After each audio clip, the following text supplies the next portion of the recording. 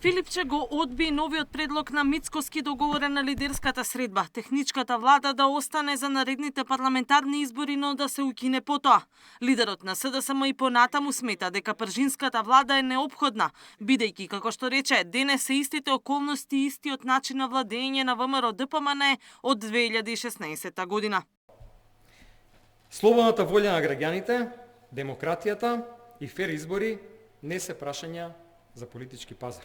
Затоа СДСМ ќе ги поддржи само реформите кои што оваа земја носат на ниво на европските стандарди.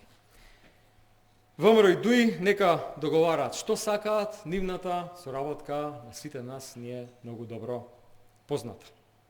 Ние договор можеме да правиме единствено со граѓаните. Ние не сме на пазар. Наша обврска е да вратиме власта во рацете на граѓаните. Техничката влада можела да се укине само откако ќе бидат донесени реформите во правосудството, но и откако ќе бидат спроведени.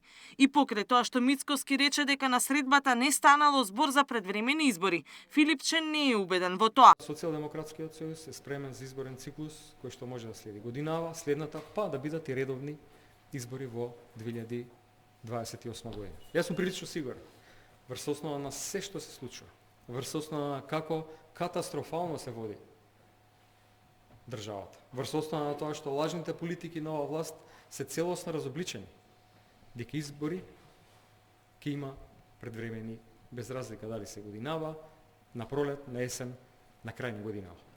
Лидерот на СДСМ смета дека не погрешил, што денеска не се појави на лидерскиот состанок во клубот на претениците, бидејќи таму не било отворено ниту едно битно прашање за граѓаните. Катерина Нешкова, Сител телевизија.